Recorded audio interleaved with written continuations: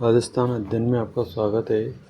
आज कक्षा 7 के अध्याय 9 आज़ादी से पूर्व राजस्थान में सामाजिक एवं शैक्षणिक सुधार के बारे में पढ़ेंगे। क्लास प्रारंभ करने से पहले सभी मित्रों से आग्रह है कि चैनल को सब्सक्राइब करें और अधिक से अधिक अपने मित्रों को शेयर करें। Thank you.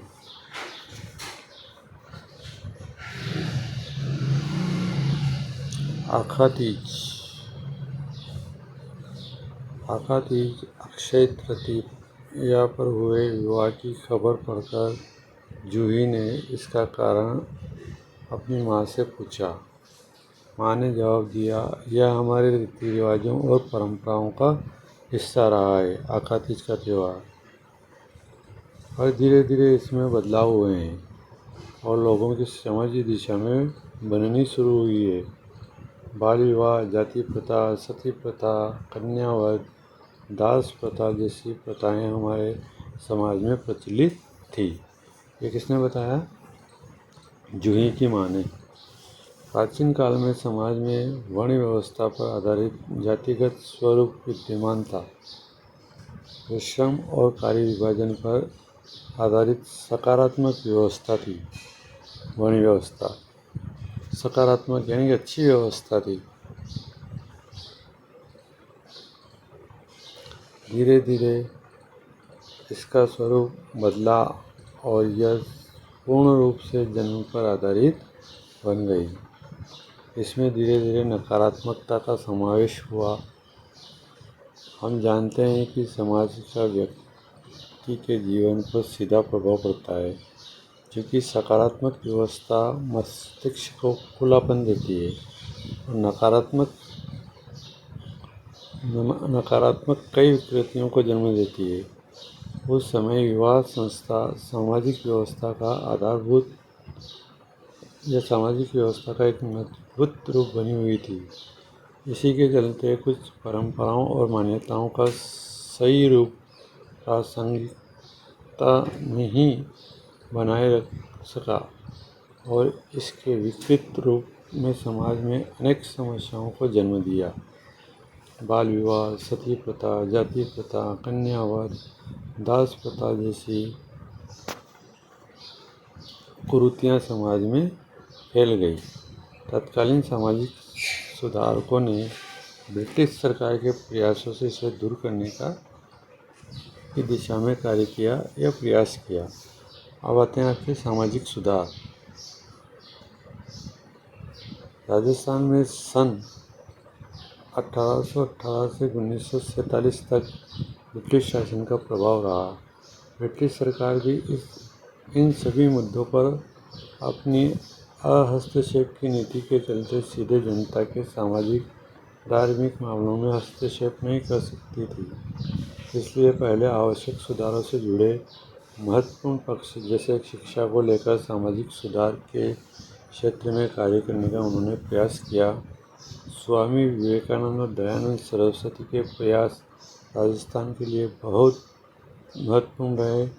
रियासत काल में राजपूताना के विभिन्न शासकों ने भी सामाजिक कुरीतियों को दूर करने के प्रयास किए। अहम योगदान आता है विवेकानंद और दयानंद सरस्वती का। दयानंद सरस्वती ने आर्य समाज की स्थापना की थी इसके लिए। अब आता है सती प्रथा का उन्मूलन।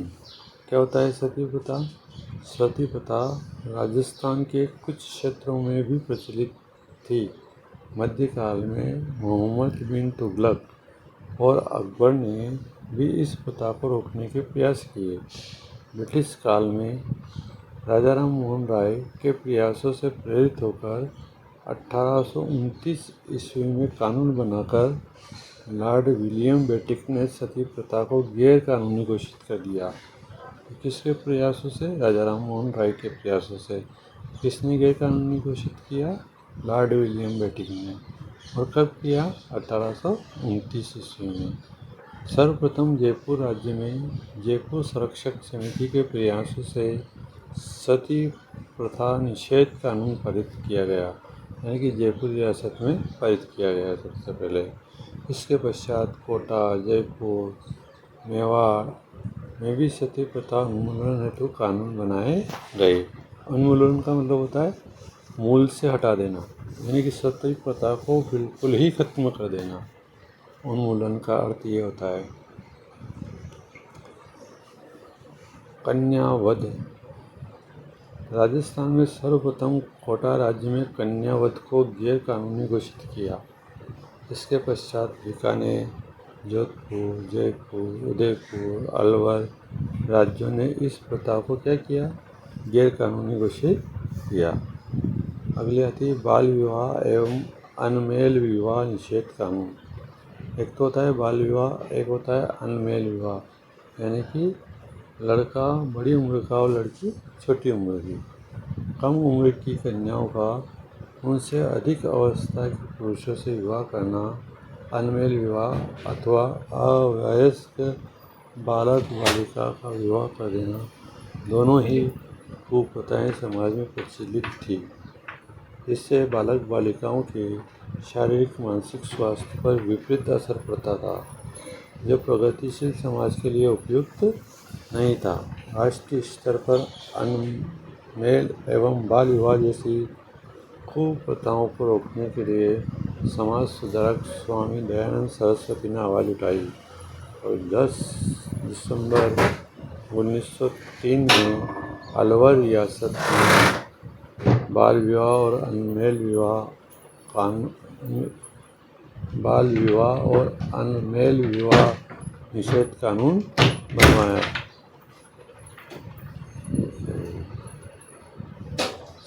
दास प्रथा उन्मूलन। भारत में दास प्रथा प्राचीन काल से अस्तित्व में थी। राजस्थान भी इससे अछूता नहीं था। मुगलों के आगमन के बाद इस प्रथा को और बढ़ावा मिला। दासों की संख्या के आधार पर कुल और परिवार की प्रतिष्ठा एवं उच्चता का आकलन होने लगा। ये शासक सामंतों और धनिकों के यहाँ सेवा शुश्रूषा के लिए रहते थे। उनकी सामाजिक स्थिति अच्छी नहीं थी। इस प्रथा को चाकर या हाली के रूप में समझा जा सकता है। इसे समाप्त करने हेतु अंग्रेजों द्वारा 1833 ईस्वी के चार्टर अधिनियम द्वारा इसे समाप्त किया गया। 1833 ईस्वी के चार्टर अधिनियम द्वारा इसे समाप्त किया गया। अगली आती है डायन प्रथा या निर्मूलन प्रथा। डायन प्रथा को निर्मूलन करना यानी कि समाप्त करना। राजस्थान में कुछ जातियों में स्त्रियों पर डायन होने का आरोप लगाकर उन्हें मार डालने की कुप्रथा व्याप्त थी। यह अंधविश्वास पर आधारित थी। मेवाड़ और कोटा राज्य में इस प्रथा का प्रचलन अधिक था।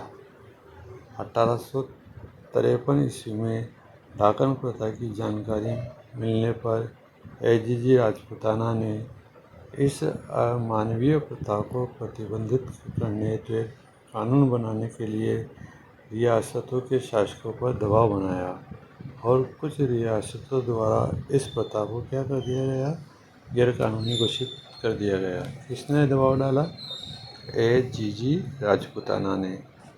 कब? 1853 में। अब आता है आपके शैक्षणिक सुधार।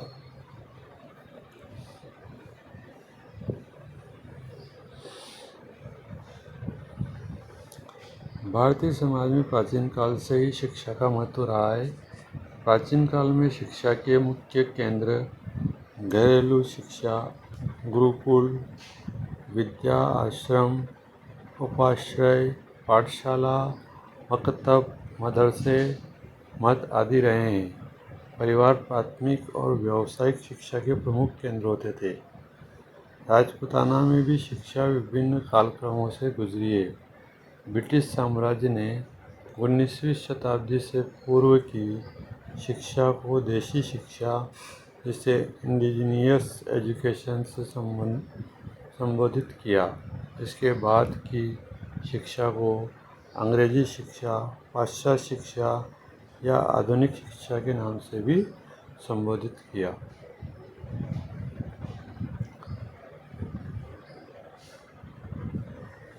इस प्रकार 19वीं शताब्दी में एक और शिक्षा का पारंपरिक स्वरूप नजर आया, तो दूसरी ओर अंग्रेजी शिक्षा का प्रभाव 1819 में आधुनिक शिक्षा का स्कूल अजमेर में खोला गया। इसके पश्चात पुष्कर, भिनाई, केकड़ी में भी स्कूल खोले गए, लेकिन लोगों द्वारा ईसाई धर्म की दी जाने वाली शिक्षा का विरोध किया गया। परिणाम स्वरूप ये सभी स्कूल क्या कर दिए गए? बंद कर दिए गए। 1853 ईस्वी में अंग्रेजी भाषा राजकीय भाषा बना दी गई, अतः अंग्रेजी शिक्षा प्रणाली का महत्व बढ़ा। फलस्वरूप रियासतों में आधुनिक शिक्षा प्रणाली को अपनाने वाले स्कूल खुलने लगे। 19वीं सदी के अंत तक जैसलमेर को छोड़कर राजपूताना की सभी रियासतों में शिक्षण संस्थाएं क्या हो चुकी थी? प्रारंभ हो चुकी थी।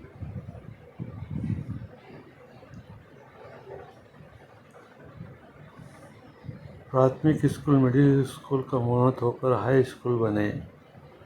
इनमें सबसे पहले अजमेर के सरकारी स्कूल 1851 में हाई स्कूल बना। रियासतों में हाई स्कूल कक्षाओं की पढ़ाई प्रारंभ हुई। राजपूत शासकों, रियासतों के शासकों, राजकुमारों, सामंतों के पुत्रों के लिए अंग्रेजी शिक्षा का पृथक प्रबंध करने के उद्देश्य से सन 1872 में वायसराय लॉर्ड मेयो के नाम पर अजमेर में मेयो कॉलेज की स्थापना हुई, जिसका प्रथम सत्र 1875 से 76 में प्रारंभ हुआ। पीड़ित जनार्दन राय नागर ने भी सभी के लिए शिक्षा के उद्देश्य से 21 अगस्त 1937 में राजस्थान विद्यापीठ की स्थापना की। किसने की? पंडित जनार्दन राय नागर ने। अब आता है आपके महिला शिक्षा। 1861 में मिशनरी संस्था कन्या वर्नाकुलर स्कूल प्रारंभ किया। सरकार द्वारा 1866 में पुष्कर अजमेर मेरवाड़ा केंद्र शासित क्षेत्र में प्रथम सरकारी कन्या स्कूल खोला गया। तो कहाँ खोला गया? प्रथम सरकारी कन्या स्कूल पुष्कर अजमेर मेरवाड़ा केंद्र शासित प्रदेश था उस समय, वहाँ पर खोला गया। देशी रियासतों में महिला शिक्षा को प्रोत्साहित करने के प्रयास हुए। परिणाम स्वरूप उदयपुर, जयपुर, भरतपुर, अलवर, कोटा, झालावाड़, टोंक, बीकानेर आदि रियासतों में भी कन्या विद्यालय खोले गए। अब आते हैं प्रमुख जननायक, जनता के नायक। राजस्थान की भूमि में कुछ ऐसे जननायक भी हुए या जननायक भी हुए हैं जिन्होंने न सिर्फ स्वतंत्रता में अपना योगदान दिया, बल्कि समाज में फैली हुई कुरीतियों को दूर करने के साथ ही स्त्री शिक्षा हेतु भी विशेष प्रयास किए। सबसे पहले आते हैं इसी क्रम में भोगीलाल पंड्या। भोगीलाल पंड्या जननायक रहे हैं। भोगीलाल पंड्या को राजस्थान में आदिवासियों का मसीहा और वागड़ के गांधी के नाम से जाना जाता है। तो प्रश्न आ सकता है, आदिवासियों का मसीहा वागड़ के गांधी के नाम से किसे जाना जाता है? तो भोगीलाल पंड्या। इनका जन्म 1904 में डूंगरपुर में हुआ। उन्होंने बच्चों एवं प्रौढ़ों के लिए पाठशाला स्थापित की। यह पाठशाला आगे चलकर वागड़ सेवा मंदिर के नाम से प्रसिद्ध हुई। अगले जननायक आते हैं नानाभाई खांट। भील थे और सेंगाभाई और कालीबाई। डूंगरपुर राज्य में जन जागृति हेतु सेवा संघ द्वारा पाठशालाएं खोली गई। राज्य के पुलिस अधिकारी ने नानाभाई को पाठशाला बंद करने के लिए कहा। उनके मना करने पर उनकी हत्या कर दी गई। नाना भाई के शहीद होने के बाद पाठशाला के दूसरे अध्यापक सेंगाबाई को भी फौज ने क्रूरता से पीटा और उन्हें वाहन से पीछे घसीट कर ले जाने लगे। किसी ने इसका विरोध नहीं किया, लेकिन 13 वर्षीय बिल बालिका कालीबाई ने, जो खेत से घास काट कर आई थी, भीड़ को चीरते हुए वाहन के पीछे बंधे सेंगाभाई की रस्सी को दांतली से काट दिया और उन्हें बचा लिया। वाहन में बैठे फौजी ने कालीबाई पर गोली चलाकर उसकी हत्या कर दी। अल्प आयु में यह बालिका शहीद हो गई। नानाभाई खांट सेंगाभाई कालीबाई के त्याग ने शिक्षा की स्थिति को और मजबूत करने में महत्वपूर्ण भूमिका निभाई।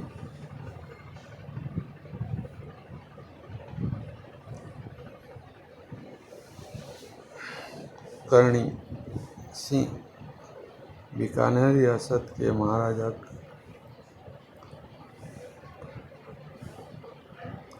करणी सिंह का जन्म 1924 में हुआ था।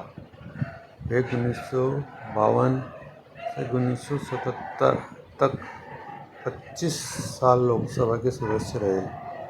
उनके द्वारा बालिका शिक्षा के लिए सराहनीय प्रयास किए गए।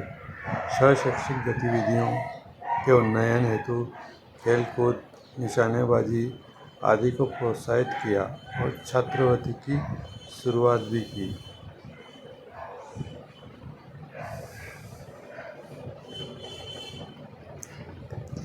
हीरालाल शास्त्री का जन्म 24 नवंबर 1899 जोबनेर, जयपुर में एक कृषक परिवार में हुआ। प्रारंभ से ही समाज सेवा की भावना उनके मन में रही, जिसके कारण इन्होंने जयपुर राज्य की सेवा का परित्याग कर दिया। सन 1929 में उन्होंने दूरस्थ एवं पिछड़े गांव वनस्थली को अपना कार्यक्षेत्र चुना। यहाँ उन्होंने जीवन कुटीर नामक संस्था की स्थापना की, जहाँ समर्पित सामाजिक ग्रामीण कार्यकर्ताओं को रोजगार और ग्रामीण क्षेत्र की पुनर्रचना हेतु प्रशिक्षण दिया गया। यह आगे चलकर प्रजामंडल में भी सक्रिय रहे। 1948 में जयपुर स्टेट के एवं 30 मार्च 1949 को राजस्थान के प्रथम मुख्यमंत्री बने। कौन? 30 मार्च 1949 को हीरालाल शास्त्री, और अपनी पत्नी के साथ मिलकर महिला शिक्षा को बढ़ावा देने के लिए उन्होंने वनस्थली विद्यापीठ की स्थापना की। जननायक रहे हीरालाल शास्त्री। अब आते हैं आपकी रतन शास्त्री। रतन शास्त्री को महिला शिक्षा के क्षेत्र में उल्लेखनीय योगदान के लिए महिला के रूप में जाना जाता है। इन्होंने वनस्थली विद्यापीठ की स्थापना की। महिलाएं और बच्चों की शिक्षा के क्षेत्र में उन्होंने उल्लेखनीय कार्य करने के कारण उन्हें कई सम्मान मिले और रतन शास्त्री को पहला सम्मान मिला पद्मश्री, दूसरा सम्मान मिला पद्म भूषण और तीसरा सम्मान मिला जमनालाल बजाज।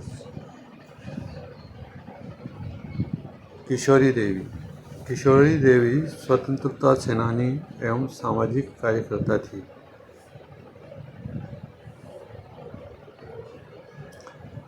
उन्नीस 1938 में इनके पति श्री सरदार हरलाल सिंह को वहाँ के जागीरदारों ने झूठे मुकदमों में फंसा कर कारावास में डाल दिया। इसके खिलाफ किशोरी देवी ने आंदोलन चलाया। महिलाओं का समूह बनाकर कटराथल शिखर में सम्मेलन भी किया। महिलाओं के उत्थान के लिए समाज सुधार और स्वतंत्रता आंदोलन में भी भाग लिया।